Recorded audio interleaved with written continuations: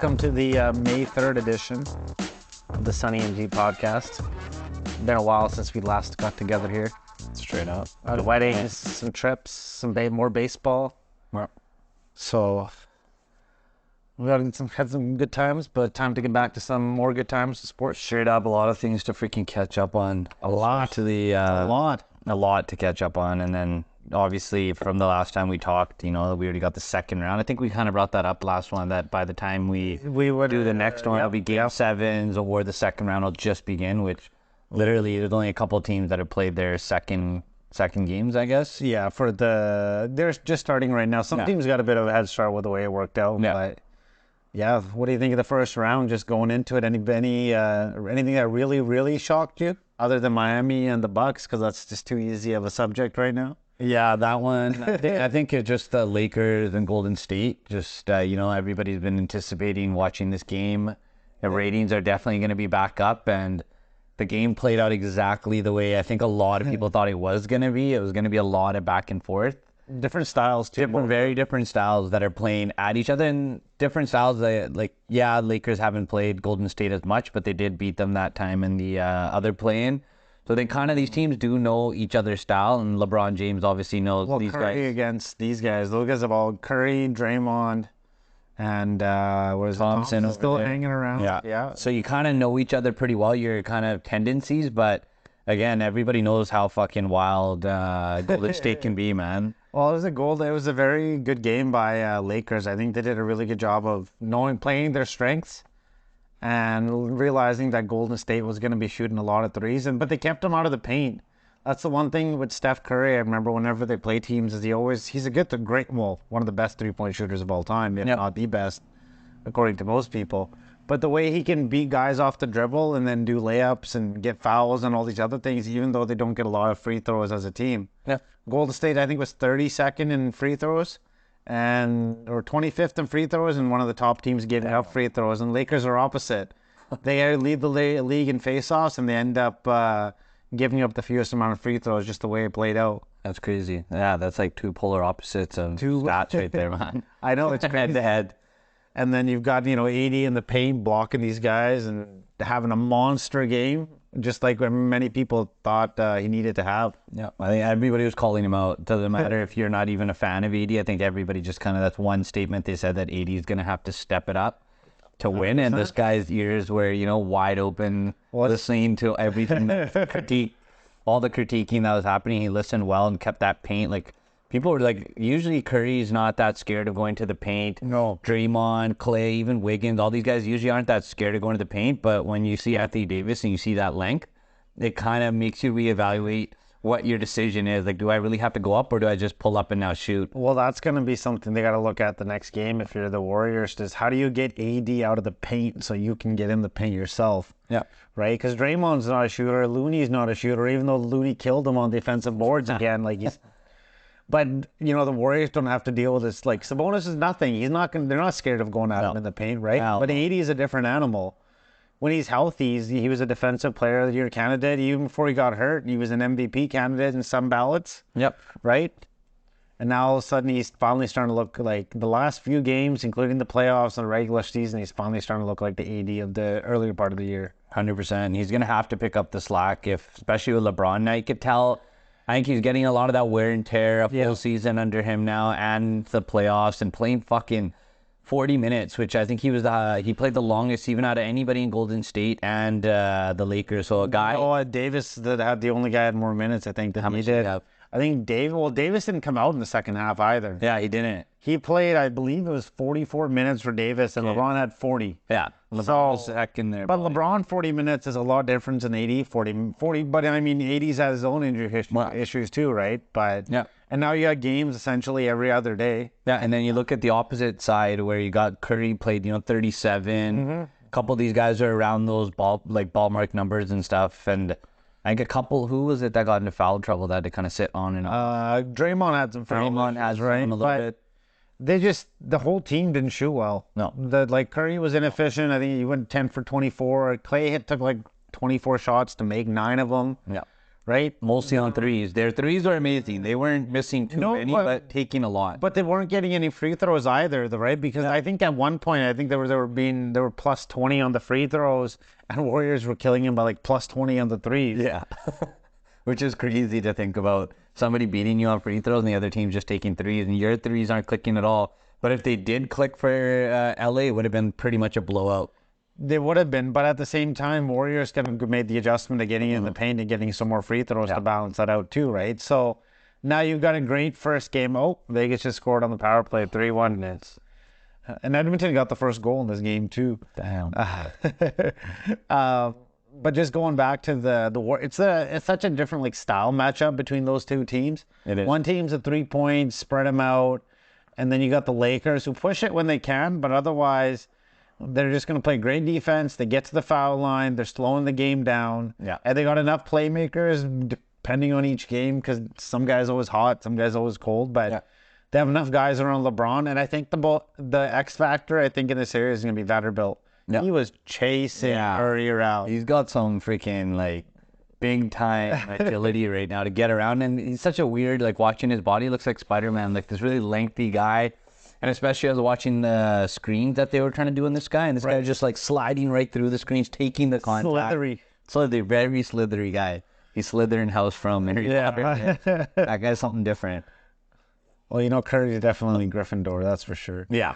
And then it was weird that, you know, they didn't make him the starting point guard with the ball in his hands from the start of the game. In the second half, they started giving him the ball more. Yeah. That's when they went on that freaking 11-0. 12-0 run. Yep. Gained a lot of points just because now you gotta guard Curry the moment he steps over that line because he could shoot from there if he really wants to. Well, and you know what? The Curry had a bad game, and I think for Lakers they needed the win more than the Warriors did. The Warriors have already just won the title last year, right? So they've got a little bit more leeway. They just came back from 2-0 as well. Yep. Whereas the Lakers, I don't think we've seen the same kind of, especially, you know, being down to the Memphis, the way Memphis was playing is much different against the defending champions, right? Yeah, hell yeah. So we'll see what adjustments Warriors and Lakers need to make. So, I mean, if I'm the Warriors, I need to figure out a way to, get AD out of the paint, and then B, turn LeBron into a shooter. He's shooting 20% from the three-point line in the playoffs right now. Nasty. And even at the end of the year, end of the game, well, LeBron did a pull-up three to try to win it. They're probably like, "Thank you." I saw that. No, you really don't. Even I admit, it's kind of the mindset of a winner. I get it. I get why he shot it, right? He wanted to go for the kill shot in the moment, but you're shooting 20% from three, dude. Like, and that's the other thing for the Warriors is that LeBron's such a smart guy too. Like, if you sag on him that much, he's going to figure out other ways to be able to beat you. He'll post you up. He'll do all these other things. But if you're the Lakers, you know, you're pretty happy coming out of game one. You did, you know, even with the amount of threes they gave up, Warriors only had 8 turnovers. Yeah. And that's, you know, Steve Kerr always talks about it. When these guys keep the turnovers low and they hit the threes, they're going to win games most of the time. It's going to be huge. And they lost. Yeah, hell yeah. And back to LeBron again on his threes. It was crazy because the last 5 games of the season, this guy had a 60% three-point shot. For the last 5 games, and we'll include the 6th one, the first one from Memphis, I think it was like 3 for 7, so just under that. Yep. But coming in hot as fuck on the three-point line, and then comes in, and once he's in the playoffs, it's kind of cooled off. The shot, it's weird because the ones he does hit are usually the big 3. Right. The one that probably only matters in the game at that point, but all the other ones do matter overall sometimes, being able to take that lead and be able to sit those guys and not have to fucking play 40 minutes a game.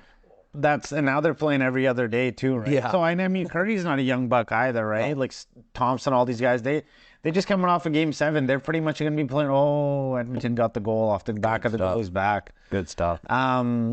So you know, with all the base and Draisaitl with 2 goals. So basically, with all these guys playing almost every other day, I think if they get to game 7, I think there's a game break in there. But otherwise, they're going to be playing every other day. How's LeBron going to hold up? And AD, I'm more confident in at this point because LeBron's got the foot injury. He's also 38. Yeah. Like, he's not he still makes an impact. He draws charges. He's a great passer. He can still get rebounds, but that scoring inefficiency is, you know, he would kill guys. Yeah. You put any guy on him, he'd find his weak point and he'd kill the guy. Yeah. He could shoot over him when he became a good shooter. And then he could obviously drive past, dunk on him. And right now, if you're LeBron and you're only, I think, like a 68%, free throw shooter and a Yeah, not 20% 3-point shooter or shooter right now. So, like, what are you gonna do if the longer the series goes, I think the more it's gonna become one of those. Do you just leave LeBron open from the 3-point line? straight up. And same with AD. AD's not a great 3-point shooter No. either, right? So, but if you can't keep him off the boards, you're gonna have to kind of somehow figure out a way to keep him out of the paint. No, I think And he's like literally offense and defense. I think he takes like 1-3 a game. I remember looking at Yeah. stat-wise for betting, and it was 1 to 2 max. 2 is like, well, you're kind of like surprised where he took that second one. But 1, like they'll leave him wide open, and he takes the shot, and it's usually a miss. So speaking of misses, what do you think of the Nuggets and the Sun series right now? I'm loving it. I'm loving it. Are you team Jokic in Denver right now? I'm 100% Nuggets. I loved Phoenix, where they were at before they got Kevin Durant. I liked kind of, Mikal Bridges. They were a deep team. I liked it that they had a couple of guys that could, fill in for now. CP3's gone. Instead of having to bring in Durant? no, what's that other guy's name that's filling in for CP3 right now? He's got like the Cameron Payne? yeah, like somebody like him. You have to bring in a Cameron Payne. And I am a fan of Durant's, obviously his basketball skill set, but I'm not a fan of like the teams he chooses to jump on that are always, the top contenders. And that's the only reason I'm kind of going on Nuggets. And I believe the Nuggets just they have that deep piece. They have those deep guys that can like push it forward. And you don't have to always rely on the Joker. But, once in a while, like this last game, they do need him. With 40 If a points. guy like Murray's missing, like Murray, he can only score so much too. And if your shot's off, you need somebody else to step in. And those guys around him actually backed his ass up that whole game. Huge game. Well, they played great. like that. They only gave up 87 points. Yeah. Very good defense on both sides. There were a lot of back and forth. If the Nuggets only scored 96, I think, themselves, and they gave up 87 points. So just based on that alone, if you're in Denver, you got to be happy that you scored under 100 points and still won by 10. And against Booker, who's been like averaging like fucking 35 plus. The thing with the Suns right now is they rely so much on the mid-range A lot. that Denver is like, fine, we'll give you the mid-range. We'll take threes. Threes are worth 50% more than two-pointers. Yeah. And that's what they're beating them. They're beating them by shooting more threes and making more threes than what Suns are doing right now. KC. And now you got Chris Paul injured. Yeah. So you basically had Durant, Booker. Who knows what Aiden's going to give you from game to game right now. That's 100%. And you want him shooting. If you want any guy on that team, you probably want him shooting all these shots anyways. So, and then who do you got? Josh Okogie. You got Payne, no Tyler Ross, Cameron Payne. Like, none of I these guys. forgot about him too. Yeah. He's been buried on the bench most of the time himself. Yeah. So, we'll see what happens with those guys, but I'm not. Denver right now looks like the number 1 seed. Like Yeah. first seed is playing like a first seed where, Yeah. obviously in the East, the East was a totally different ball game. The top teams got their asses pretty much beat up. Other than obviously Boston's ripping out Philly still there. And But at least that number 1 seed in the East Coast got, rude awakening with the Giannis kind of half injured and stuff like that. But the Suns right now are just. it's weird. It's really weird watching that last game. They've only played like 16 games with Durant right now too, right? And the other day was their 16th game. So Denver's got so much continuity. They've got a bunch of guys that played with all year. They didn't make a lot of changes themselves, whereas Suns went and got Durant, obviously, like you're saying. But Mikal Bridges was doing great after the trade deadline. You're wondering where that guy could have been potentially for the Suns. But then at the same time, Chris Paul gets injured every playoffs anyways. And that's, I think what Mikal Bridges knew he was going to get more time because even last year, I remember betting a lot on Mikal Bridges when CP3 would go down, even in the playoffs, even before the playoffs. And I was basically, betting on, they had Mikal Bridges already so low, it'd be like 11 to 12 point plus. I'm like, how the fuck would you not bet on those? And those are hitting every single time. So I put Booker on 20 and him at like 11 plus.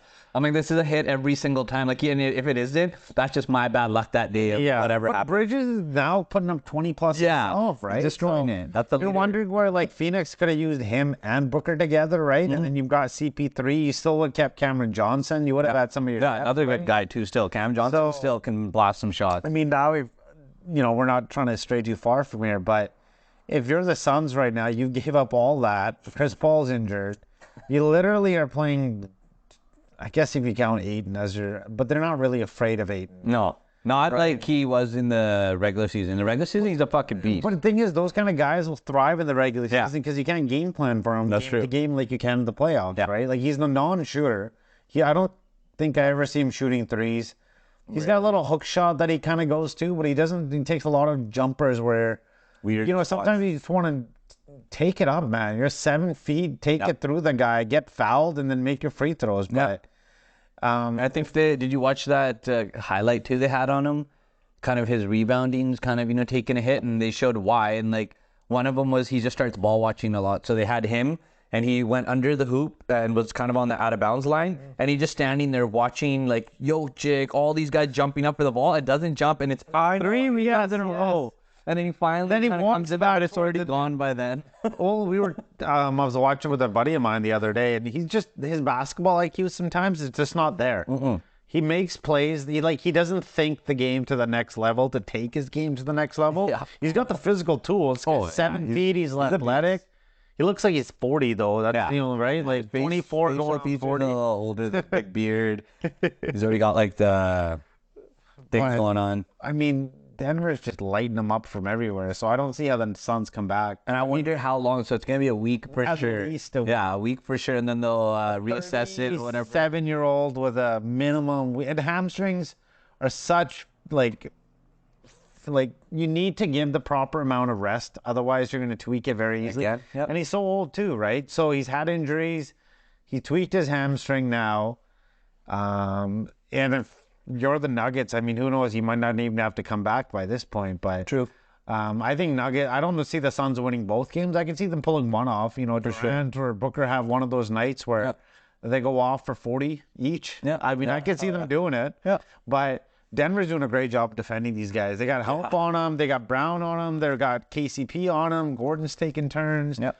I like that matchup, actually. Gordon and Durant, when they were on each other, that was a sick matchup. Well, and I mean, for Gordon, Durant's going to get his points. Oh, hell yeah. Booker's going to get his points. But for both of them, I think the key to them is to make them as inefficient as you possibly can. Make them work for their, especially you're playing 45 minutes a game right now. Like, they're averaging a lot. That's a long time, right? A lot of playing. And then they barely, just going back to, I was going to mention this earlier, but they barely beat the Clippers without Kawhi and PG3, right? Or PG13, sorry. Yeah. So, I mean, they won in 6 games or five games, but the games that they lost when Kawhi was playing. Yep. And then the other 4, Clippers hung around on these guys pretty much. Where they were in that one game when Westbrook scored like 35. No, they didn't. Oh, they lost that. They lost. That was when him and Powell both went in the 30s. But they gave him a fight every game without 2 of their superstars. Imagine the Nuggets or the Suns or somebody else with their top 2. Yeah. They're going to get smoked. Yeah, like imagine Durant is out and Booker is out on Phoenix. Do you think they have enough people there to do a deeper run without your 2 main scorers right there? Well, I'm sure Denver's probably happy this happened because the Clippers probably would have beat them with all their wings that they have. Yeah. The one weakness with Jokic is that if you're going to attack him, you need to attack him at the rim. Yeah. And that's where he sometimes struggles as a defender, and that's still one of his glaring weaknesses is that he's just not athletic enough to challenge you at the rim, so you need to go downhill on him. Yeah. But the way these guys are playing defense, they're sending help, they're essentially daring all these other guys to make their threes and their shots. Yeah, 100%. And guess what? They haven't made enough of them. They were 6 for 31 from the 3-point line. Damn. Last game. Holy shit. They only took 6 threes the previous game. And they ended up basically, and it took 31, but they hit 6. So what is it? 1 for every 5 shots they're taking right now. They're just shooting basically just under below 20. They're shooting LeBron from the 3-point line right now again last game. So if these guys can't make their threes, you lost Chris Paul. I mean, what chance do they really have that can go against Denver today? I mean, I could see Denver has 6-1 right now. They only lost 1 game. Yeah. So, I mean, Nuggets are gonna. Suns got to pull something out of their asses real quick. Otherwise, they're gonna be taking a vacation. Chris Paul already worry about his injury in the offseason. Literally. So. And speaking of another injuries, we got 2 other series going on in the East that have some drama kind of unfolding of their own. We got the Heat and Knicks. We had Randall gone, and then Knicks lose, and now Butler's gone, and Miami loses. So you're star players definitely, I think, are going to matter in this series. That's where a lot of your offense is coming from, and then that offense is also what builds confidence in the rest of their team, scoring and doing little things that cheer up and get everybody And going. Butler is having probably one of the best playoff performances of any guy in the last, well, and almost any guy ever, to be honest. He got 56 points the one game, Awesome. right? I'm cheering for that. Absolute, like, he's just a beast, man. Yeah. That guy, that guy in the playoff just turns it up to a level that you don't see. Yeah, that's a guy that just wants that championship that bad, and he'll do anything, to get it. But again, like, you can only do so much until your body kind of wears down, and this is the issue. He's always had injuries. Yeah, right? always. It's always just been his thing, unfortunately, is that he's had him in the playoffs, he has him in the regular season, but when he plays, he's dominant. Yeah. He just needs to play a little bit more and not get hurt as much. But, I mean, even without him, they almost stole it, though. No. I mean, they didn't have a very good game from a lot of their guys, and they still managed to pull one out. I mean, like Lowry had a shit game, but, Caleb Martin, Adebayo, they did decent. Strauss did decent. Just, bringing that same point up, I think they could do that. Like, just look at kind of what happened with Philly. We'll kind of touch on, obviously, Embiid getting injured, Harden taking over. So a guy just needs to be like, hey, how Westbrook and Powell kind of had to take over for those two guys in Clippers. Somebody just has to step up and be like, I'm him. I'm him. Like, become that guy until, you get your reinforcements back in there. And then, that's also going to, like, help whoever gets that, future contracts. This is what you got to think about, too. If you have an early exit now, you got to also think about your future, that people saw something in you that they want to keep you. You don't want to turn into a Dylan Brooks, right? No, man. That guy the 101 on how to lose money. Straight up. How to just not play playoff basketball. You do not poke at a team until you're up.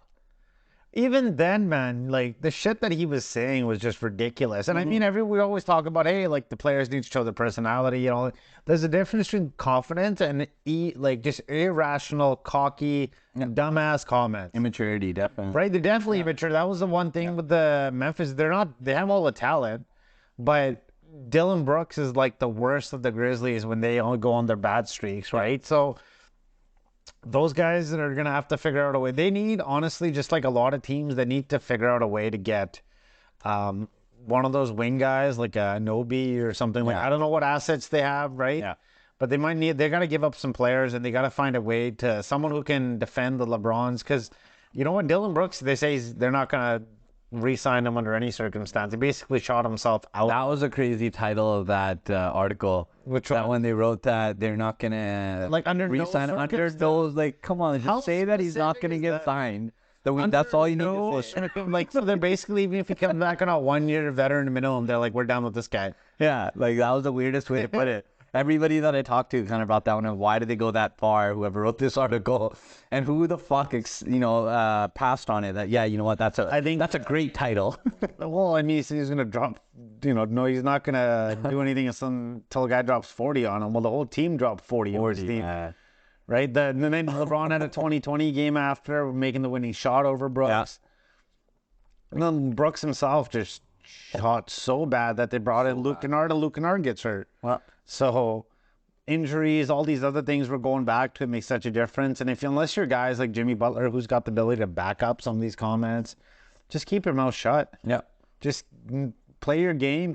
And you know what? Dylan Brooks, before that point, was one of those guys everybody's saying that he thinks he's like the second best player on that team right now. 100%. He's at best the fourth best player on that team. Yeah, they got way too much talent before him. Right? And they need to go out and find another wing guy to replace him, too. Yeah. It's not like he did jack shit for them, but he'll definitely get picked up by somebody that needs that kind of guy. Well, maybe it would have been nice for them to have, Milton.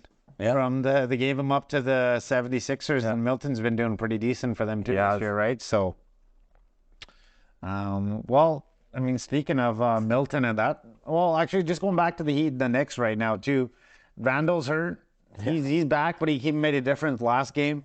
Series is 1-1 right now. Both guys have their ankle injuries. Yep. So I'm curious, do you think Butler's going to rest next game, or are they bringing him back in?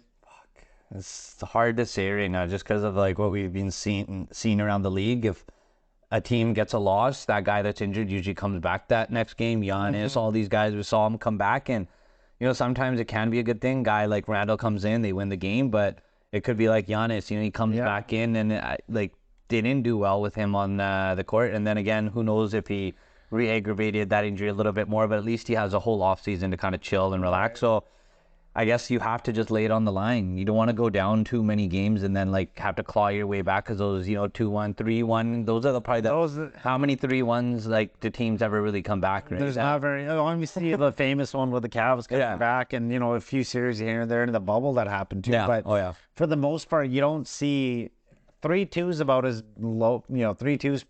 Not, you've seen a lot of those comebacks, but when teams go up 3-1, most of the time they do keep that lead too. So I mean, but if I'm the Knicks though, or sorry, the Heat, they don't play again until Saturday. Yeah. So they have a couple more days or 3 more days to get Butler some more rest. I'm sure he'll get all the treatment and things like that in as well, and then they don't play after until Monday. So if you really think he's hurt, you rest him on Saturday as well, and then basically he's at a full week to recover, right? Yeah, so that's a lot of time.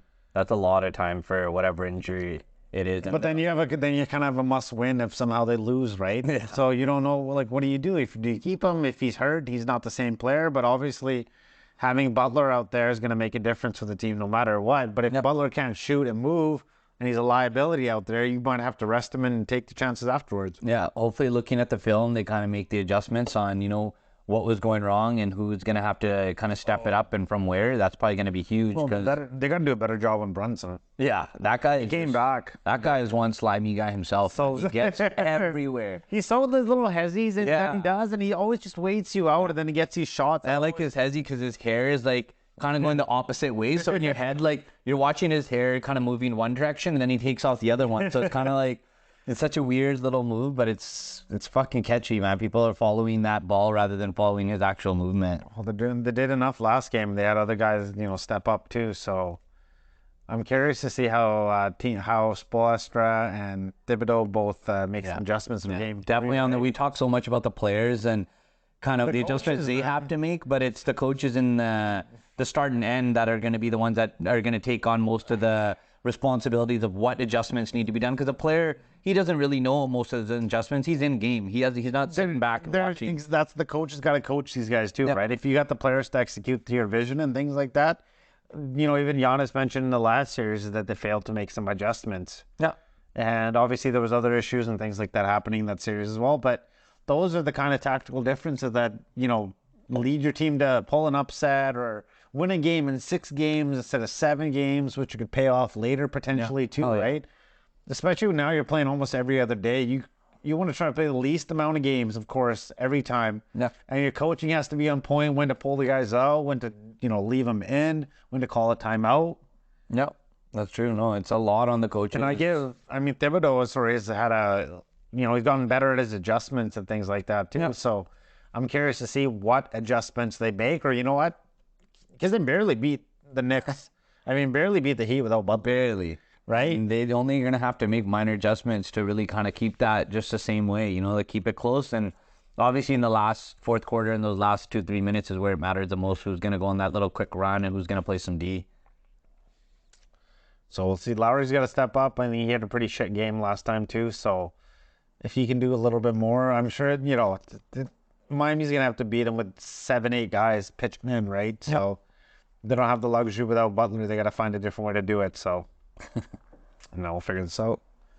So what else do we have another series here too, right? We got the last one here. Also the other one that's got a very similar situation to what's going on here in the Heat Knicks, kind of playing the same style. It's 1-1 now too. Yep. Basically almost the same way as the Heat kind of had it, other than the Heat had Butler to play that first game, whereas these guys, Philly just had, Harden kind of showcased what he used to freaking do when he played for Houston. Even Harden didn't even used to do that. Harden did that in the regular season. Yeah. He never did that in the playoffs when he counted. No, he didn't. This playoffs are very different for him. I think he had 40. Last time he had 45 points was when he was with Houston, and they were playing the Warriors. But they're down, I think, 3-0 in that series. Yeah. When he got those 45 points. So yeah, great. You lost in 5. But now this game was huge. Who knows what'll happen if they end up, pulling off the upset or not. But they had a huge first game, made some dangers at the end. Yeah. Got them the first victory. They stole it. If you're Philly, 1-1 going back home right now, because after tonight's game, it's 1-1. So, and I think we kind of saw this one coming. Like, that nobody was looking at Harden, scoring 45. Yeah. We were thinking it was going to be a Boston domination. So the second game, I think we kind of expected it. Obviously, Boston was going to come in pissed off. The game's at home for them. Like, they're not going to just let this one slide by. So that one's at home, right? Was it? Yeah, it was. The Boston one is at home. They made the adjustments that we were talking about, right? 100%. They came out and they defended. They're like, you know what? We're not going to let these guys beat us with threes. We're not going to let Harden get comfy. And Embiid didn't quite look like himself either. Yep. And if those two guys are not firing, no matter what the rest of the role players are doing, I don't think they're going to have. Obviously, they're not going to have enough to beat the Celtics, especially when the Celtics are firing on all cylinders like they were doing. Brogdon was hitting threes. Smart had a good game. Jaylen Brown had a great game tonight. Horford, Williams.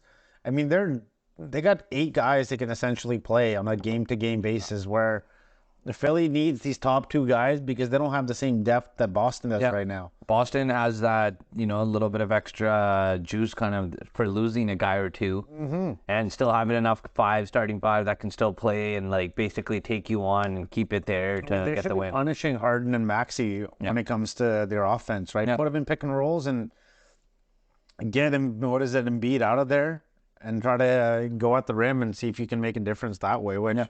They definitely did a better job all around. Their 3-point shooting was insane today, though. Yeah. Brogdon just pulled up, I think, a few times and just let it loose like he was Curry. That's hard to stop. Like, what do you do when a guy just kind of pulls up and takes that shot? There's not much you can do. You're just hoping it kind of hits the net or hits the rim and just bounces right out. Well, at the end of the day, Phillies, like I said, they'll take the 1-1. No matter what, if they won the first or second game, right? And most people didn't expect to win the first one, and then they thought... Yeah, especially without Embiid too. So we'll see how Embiid plays too. I mean, he doesn't look like quite himself.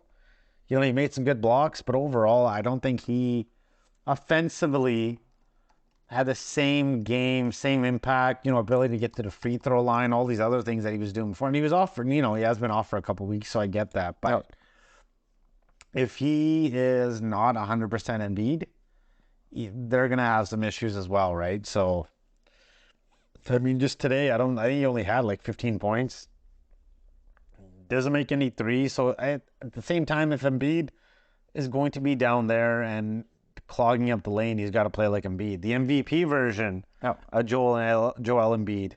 Not whatever version you got this game, but I don't know. Let's see. It was hard. And, Maxey didn't have really much of a good game. No one really did anything, to be honest, on that team. Like, I don't think there was a single guy. They scored 87 points. Which is... In 4 quarters, right? And they pulled the starters after 3, and they didn't do jack shit. That's not going to do anything against Boston because they're a team that their minimum is going to be in the hundreds. Like, they're getting to that 100 mark no matter what. They'll grind you out. They'll get to the 100. So if you can't match that intensity...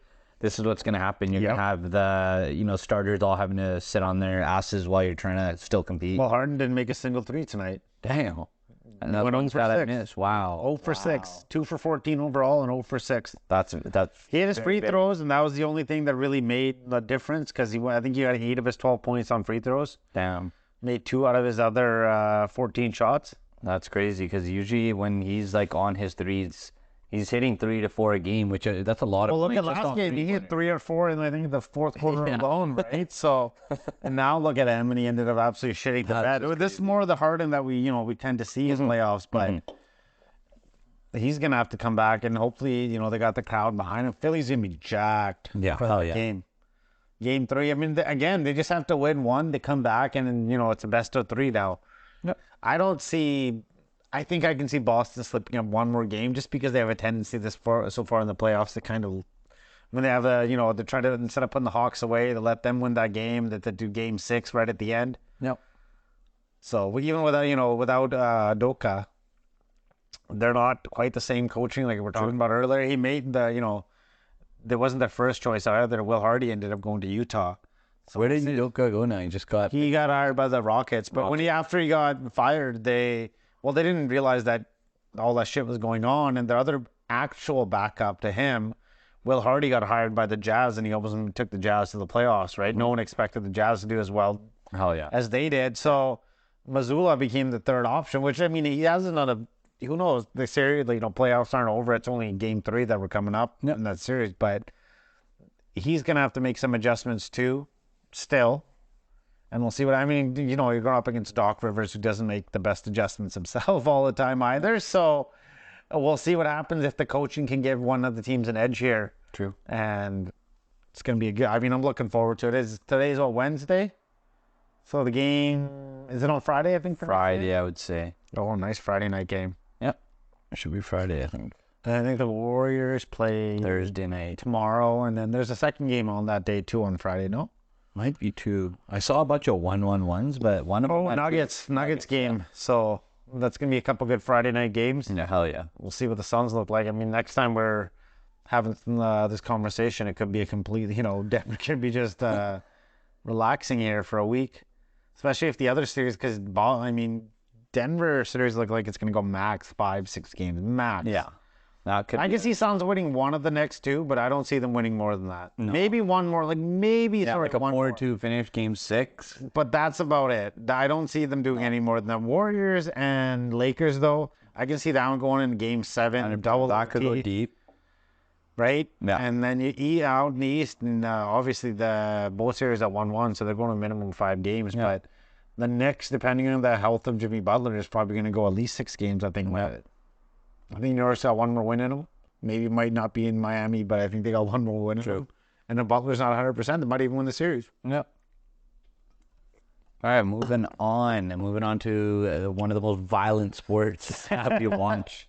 The NFL draft, which was a crazy draft, just with like there's a lot of big trades, very big trades, a lot of good talent, and then a lot of different positions. It wasn't just, you know, only the quarterbacks were getting the highlights. It was actually a good amount of different players, a lot of different, you know, colleges and universities that had a lot of their players get picked up. Like Georgia had like a crazy amount of TCU was actually like 3rd, man. Yeah. So there's a lot of these universities that saw like a lot of their alumni going into the NFL, which is huge for those schools and programs too. Yeah, well, it's one of the most exciting, you know, all these guys right now are looked up to. They're all going to be the saviors for the teams, right? If you look at, you know, talking about like other draft and all the, you know, the guys that got the 5th-year options declined today. Yeah. Right? You know, numbered, you know, all the first pick, second, there are all these picks that, you know, get their options declined. So I think, you know, you have to kind of just take a deep breath and, you know, not go too crazy one way or another on, you know, how teams did really bad, teams did really poorly, but there were definitely some surprises coming out from the draft. Yeah. Some of the guys that got drafted, where they were drafted. I think just looking at the draft, kind of the rankings of like who did kind of the best to worst, I think definitely the top like 5 teams, I would say right now, that probably did the best draft were kind of that I've kind of seen, obviously, reading through so many different articles, is like Philadelphia Eagles, probably the top right there. And they always seem to do well, man. They did such a good job. Those scouts did a good job grabbing almost half of one college team. Just, you know, they got chemistry already coming into a place where you want to build quick chemistry, so that always definitely helps. Make a huge difference too. And they got they needed some bodies on their defense. Yeah, losing some guys in the offseason. And you want like young guys, like if anything, you want to fill your defense with those young guys that, you know, haven't had their bodies all beat up yet. Mm-hmm. You can make some trades and just depending on what goes on. So I think Philly, you know, Indianapolis did a really, really good job this year. Anthony Richardson, right? Did you see the ESPN article on him? They had been scouting him for 2 years. Holy shit. Yeah, they said they were one guy compared him like Michael Vick, sorry. Said he was that dude. He broke like every record for a quarterback in the combine testing. God, every single power, he can do it all. He was probably my number 1 pick for a quarterback. Like if I was a scout that was looking at who I was gonna go with, it was just. He had everything other than, you know, Stroud having... You're talking about Young or you're talking Richardson still? Richardson. Oh, okay. Yeah, Richardson. And I think he's like... he could be a bust. He could be a franchise. I don't know which way it's going to go, but they needed to pick a quarterback after all those years. And they did pretty well with those kind of, you know, picks that they made as well. Hell yeah. Tall, lanky guys with athletic traits that Ballard likes to draft. Yeah. So, I mean, your Seahawks did pretty well, too. So that was the other one. Stuff, right? I think just before them, I would say Houston obviously did a good job just because they got that big quarterback, and then that trade. But they gave up a lot. They gave up their 2024 first round. Yeah. And they have a rookie, and they went, what, 2-13? They were 3-13 or 3-14, sorry, this year. Yeah. And, you know, thank you to Lovie Smith. They ended up losing from the first pick. They ended up going to number 2. 100%. So, but yeah, their first round pick next year could be pretty high too. So if you're looking at Cardinals, I think did really well. Yeah. Now they moved back. They made, you know, they got one of the tackles that they wanted. And then on top of that, they've got their 2 first rounders next year. They got extra draft picks. Yep. Who knows what's going to happen with Kyler Murray this year too. I don't think they can obviously move on from him, but they got 2 picks that they can do something with next year as well. Did you hear the story about the pick that they made? So Paris Johnson Jr., his dad got drafted by the Cardinals. Oh, yeah. Way back in the day. And he couldn't live up to the, you know, draft. He didn't do obviously very well with the team, got cut, bounced around, but he had some health issues and things like that. And now he told him that he wanted to be here in Arizona, which is surprising because I don't know if a couple months ago, they had a ranking by all the players. They released the NFLPA and they had, you know, best conditions, all the other things. And the Cardinals ranked like one of the bottom 3 and what the teams thought of the services they provided. I think I don't know if it was them. I think they made their wives, like when they had to change babies and stuff in like a common changing room and stuff, they didn't have their own area. Some fucked up shit. Like the NFL was pissed at these guys too, saying that, you know, it wasn't vetted by them, et cetera, et cetera. But they literally gave up, like Ravens ranked at the bottom too, because apparently they don't spend enough on their players with the training facilities and all these other things. That's crazy. So going back to the Cardinals, yeah, they ended up getting a guy they wanted there, which is always, you know, you want to draft guys who really, really actually want to be there too, right? Yep. So, but that division's going to be interesting now. You know, 49ers, Rams, Seahawks got another. You know what? I disagreed. I think they should have gone for a quarterback, but if you don't believe in a quarterback at that point, I honestly thought I was reading it today, but you know, they didn't want to spend a pick potentially on a guy who'd have to sit behind Geno Smith for a year. But you're not going to get me drafting this high again, hopefully. Yeah, no time soon, right? Crazy shit. So what are you going to do a year from now? Is Geno Smith your true answer? Is he a long-term right? But especially if you're going to be trying to get in the playoffs with this team, trying to get far and just keep getting further and further away from an early pick. It's like you're kind of counterbalancing it. Like, you know, now next year you're not going to end up getting a great quarterback. So are you going to ride out Geno Smith another year and then potentially try to do something in like a 2025 draft, which by then, like, who knows what's going to... You got a lot going on with other players, their contracts, but obviously, again, they're one of the top 5 teams this year for their draft picks. And I think, so I had them kind of at 4th, and then 5th was the Chicago Bears. Yeah, they got some team that too, grabbed all the pieces that they were missing. Like, and that's what I love about those kind of teams in the draft that aren't just, you know, kind of like how LA Rams, all these teams, sometimes you're questioning why they're grabbing some of the players that they're grabbing. Whereas you see these teams, they're actually looking for those weak spots that they have, and they're trying to fill those voided holes first, and then they're trying to add on to whatever else they need. That's fair, but in the Rams case, they hit on all their late round picks. They got the other ones, they got a title out of it, right? Yeah. So their strategy is a little bit different, where they found they can get later guys. That was their, where they don't get a lot of high picks, right? But Seattle seems to have done well with their high picks. And Chicago seems to have done, and they got a lot of more support around Justin Fields than they did at this point last year. Oh, yeah. Obviously trading back twice. First, they traded back with Carolina. Then they traded back with Philly too. Yeah. So they can move up and get Jalen Carter. So we'll see how that, you know, turns out for them at the end. But huge that they got those tackles, because, you know, that's one thing everybody complained about for Chicago is they needed that offensive line, somebody to give Fields some time, because we didn't get a chance to see Fields throw as much, and everybody's like, oh, he's a bad thrower, but it's like, if you have no time in the pocket, what are you really supposed to do? You kind of always, your bailout move is what Russell Wilson used to do for the Seahawks. The moment it collapsed, you run. And Fields can run, we'll give him that. But if you're going to be a long-term option in this league, you got to be able to throw the ball 100%. too. And last year, Chicago had the worst at allowing pressure. So they allowed pressure at 35% of the time when they came back to drop. So basically 1 out of 3 times, no matter what, somebody's in the backfield. Yeah. And it's hard to make completions. Exactly. Hard to make completions. Justin Fields wasn't a guy who could, you know, throw to anybody at that point. And you didn't have a number 1 receiver. Now they got a few options. They got more in there. Komet had a good year last year. We'll see what what's his face, the Abbotsford boy does. Yeah. What's his Claypool? Boy, yeah. And then you still got Darnell Mooney.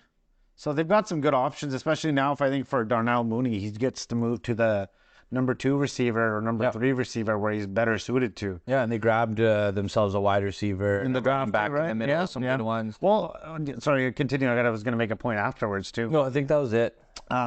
Speaking of running backs, they're making a comeback.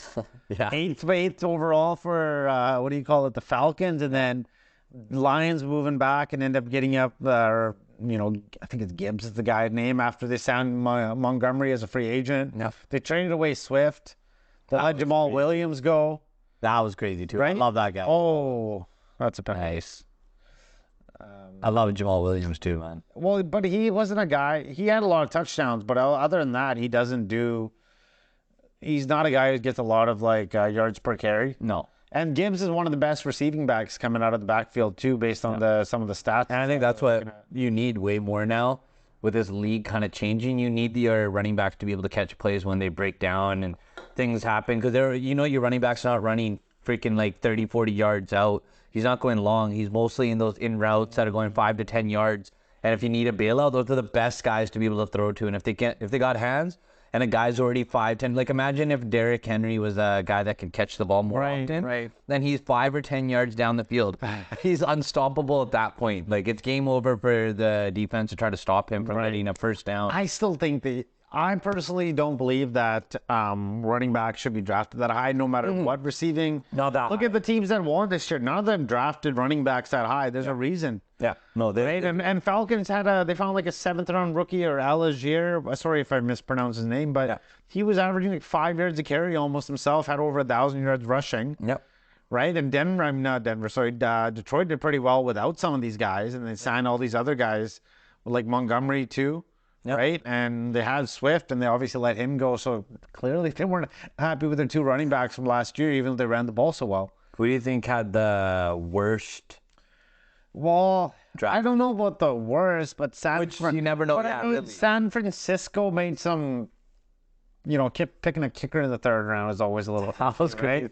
I know they had 30 million 3rd, 4th, 5th rounders from all the trades and, compensatory picks that they had and stuff, but and then you look at, speaking of kickers, what's her face? The Patriots, they drafted a couple, 4th, I think, in the round, 6th round. I don't know if it's hard for me to say a team that did poorly, because so many of these guys, you don't know how they're going to turn out, right? Yeah. So for me to go out and say that, hey, these guys are going to be the, the bad players and et cetera, I don't think it's fair to say. But yeah, that's true. If we're looking at teams that if we're one team, I would say the Jets had some, they needed a tackle early. Yeah.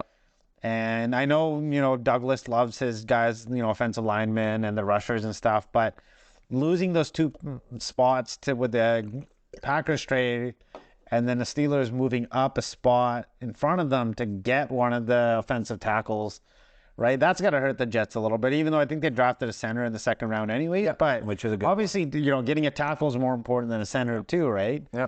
So we'll see. That's going to be the issue, I think, with Jets is, are they going to have enough protection? Because, Becton's only played 1 game in the last 2 years himself. Yeah. So and that's true. You got a quarterback that's, he's not the most mobile quarterback anymore. He's slowly kind of fading away on his body and legs. Yeah. But a guy that you have to give that guy time in the back, because the moment you give him time, he can make plays that leaves everybody's mouth dropped.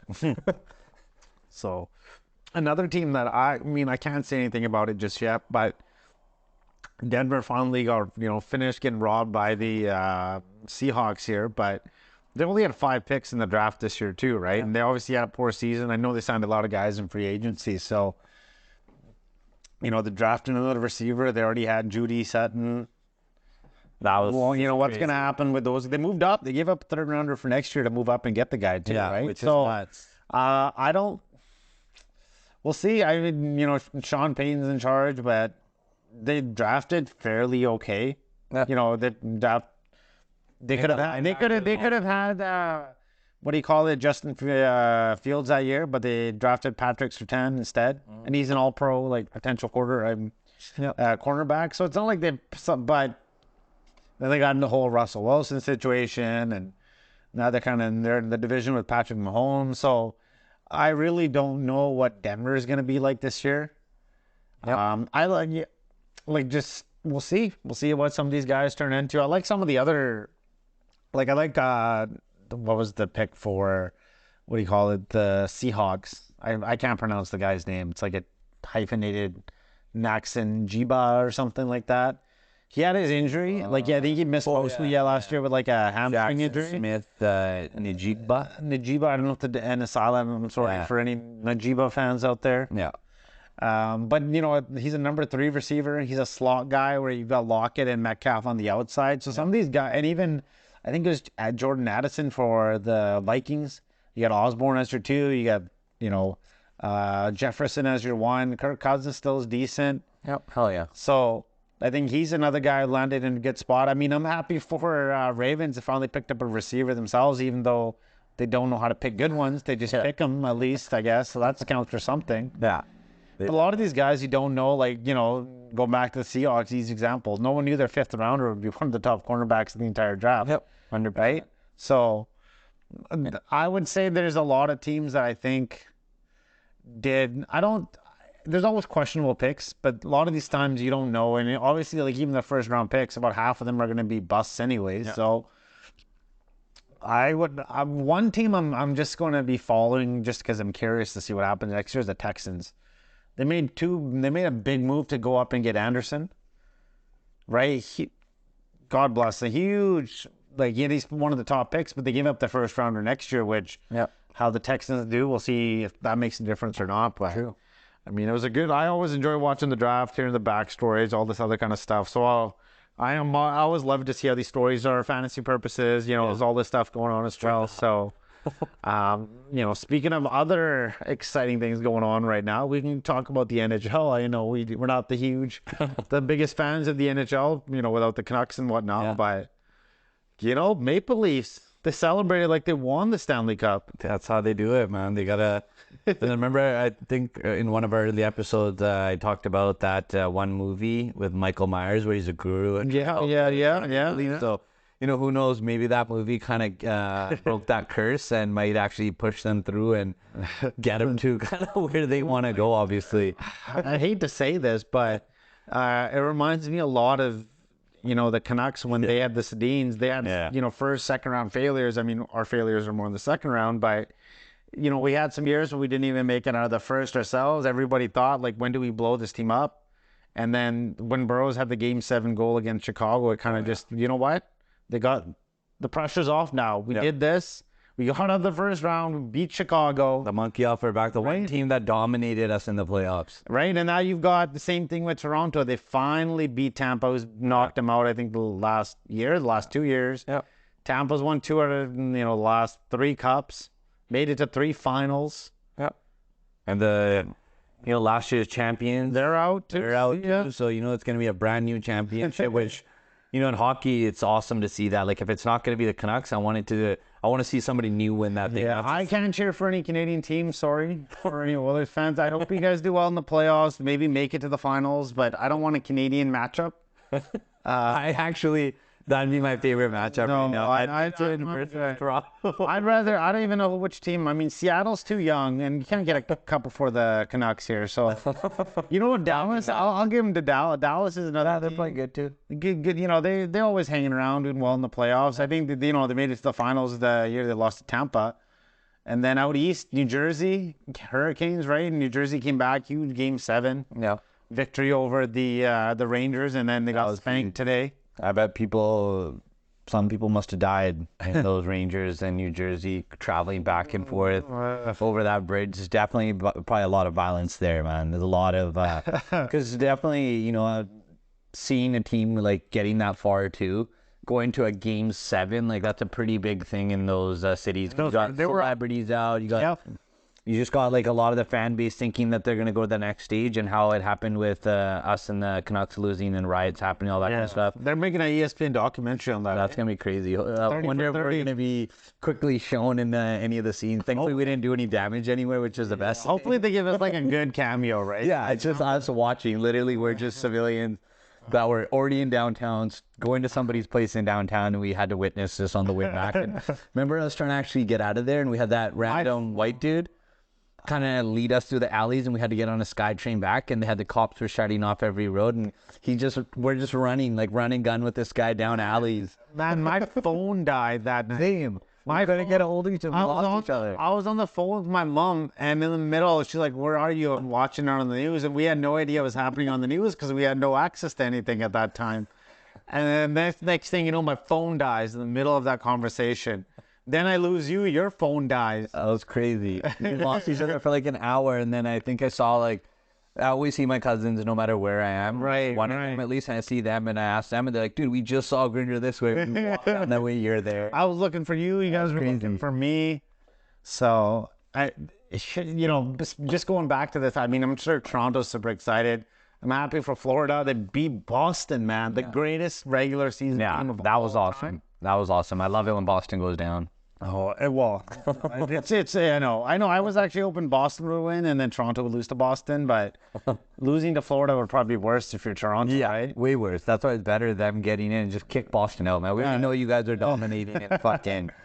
Well, and then Edmonton, they did their job and they're doing, they're only down 1 goal right now. They got Draisaitl and McDavid, of course, like they do every year, but the other guys have stepped up too, right? Their goaltending, they got enough goaltending. Yeah. Defense came alive. They got some goals. They got their depth. Nugent Hopkins. I didn't know he had 100 points this year. Yeah, I didn't. I was like, saw that too.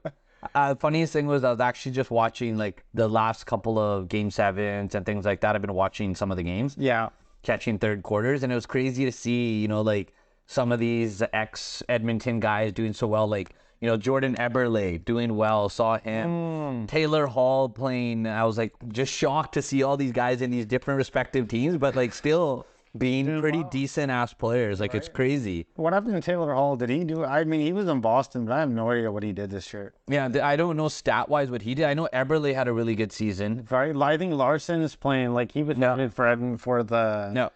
Oh no, he got traded for Hall and then he left. Is he on Seattle now too, right? Yeah, and he's on another good team too. So it's like crazy seeing all these ex-guys from Edmonton still doing well. I honestly think Edmonton, if they can get enough goaltending, I hate to admit it, but I mean the chances of an All-Canadian final are pretty good right now. Yeah, barring health and things like that. But 100%. You got Draisaitl, McDavid, two of the biggest game breakers. Yeah, my respect can change that game in a heartbeat. Well, speaking of guys who could change the game in a heartbeat, but not the sport that they typically play in, the match. Yeah. Patrick Mahomes, Travis Kelce versus Curry and Thompson. I'm surprised there's no actual golfer this year, like a third pairing or anything. Just booted out the golfers because I think now they're thinking of trying to, in the summer, doing a few. So that more players are off in their off season. Right. This will end to the NHL. Yeah. Even though the NHL, there's nobody really that big that'll make it in there, but NBA will end. Then that's a big one too. Like when is it? It's June something, right? So it's always in the summer, these ones. Okay, so let's take a look at June 29th here. It's a good time. Very good time. And this is going to be awesome to see, two sports battling it out and two totally different people. I'm going to give the edge to Curry and Thompson, I would say, on this one. Yep. I know Mahomes is a good player because I've seen him swing and take shots. He had a little match somewhere I remember kind of watching. And he's a good driver. He's a good putter. Yep. I didn't get to see much of his short game. And then on the other side, Steph, man, this guy's been playing since Andre Iguodala got him into the game. Took him to Augusta to go have like a practice round like back in the day. And from then on, he's been addicted. Steph Curry even playing with Michael Jordan, doing an interview, which Michael Jordan rarely even these days gives out interviews. He did a live interview on like a golf course with Steph Curry, like sat down with them, told everybody, I've played a lot of different sports and excelled at them. But the world's hardest sport I've ever played is golf because no matter what you do, it's weather dependent. It's dependent on moods. Your body, is it like hurting that day? Is it not? No. Mentally, are you there or are you somewhere else thinking about something? Like all these little factors mattering a lot. I'm looking forward to seeing Klay Thompson play golf. That guy seems like...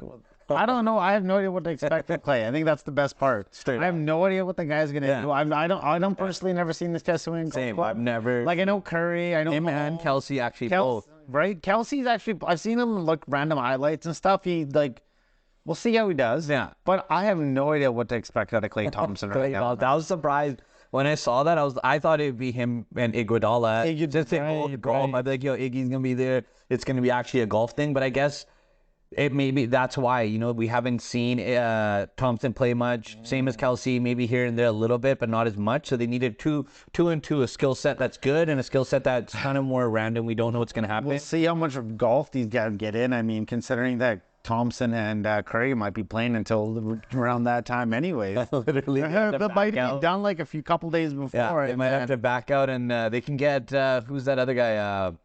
What, they're bringing Iguodala and somebody else? The guy that played with LeBron. He went back to university, and he actually joined the university's golf team. J.R. Smith? J.R. man, J.R. He's a golfer, right? He's a golfer. No, I mean, next year maybe we'll see what happens. If we're doing future idea, maybe bring in Michael Jordan one of these times. That'd be sick. They need Try to do Charles some bets. Barkley? Yeah, just vets only. Whereas all these vets playing one another. That'd be actually pretty cool. I think Isaiah Thomas and somebody else versus Michael Jordan and someone else, man. you might as well book him in a wrestling. No, Isaiah Thomas and Scottie Pippen versus Michael Jordan and then somebody else that was kind of like a big person. Barkley. Let's just go because, you know, they don't talk to each other and they want to be friends. That's what I was saying though. But I mean, if you're, I'd rather put him in a wrestling ring at that point. Yeah. Like the old WCW days with Rodman and shit, and Karl Malone with Diamond Dallas Page. Yeah. Give him some wrestlers. Both of those guys that wrestle, put them in a 6-man tag for WWE. I think they're doing a documentary on, actual show documentary with actors on Rodman's trip to Vegas. Like, is Just a trip to Vegas. Is it like going to be the biography? Like, is it going to be a show or something? Yeah, so they're going to actually make a show out of it. Instead of talking to him, it's going to be an actual show. And they want to show just those, what was it called? 2 days in Vegas or a night in Vegas? How long did I it think go it for? was like 24 hours or 24 hours in Vegas. I think that's what it's actually called. Because he let him, he's like, yo, we need, and then Rodman wouldn't pick up his calls or anything, and he barely got And they back. sent like one of these ball boys or somebody that had to actually follow him the entire trip. So that's a premises of who the hell's going to play this ball boy that had to go there and try to bring Dennis Rodman. So, yo, can you go get Dennis for us in Vegas after he's on a fucking bender? And he's a guy that's probably double the height. Like, who are you? Like, who are you? Like, you're even part of the team? He's like, sir, I'm the one that gives you a Gatorade every game. He's like, oh, that's you? Thought you were a chick. Because I think, honestly, out of all the NBA players, he probably has the most interesting life. Like, the most craziest shit. This guy fucking cheated on Madonna while she wanted to get impregnated by him. He was cheating on Madonna, like, that big of a person. Like, Madonna, a lot of people can't claim that they got a chance to, like, get it in with Madonna and cheating on her with, what was that other girl that he had?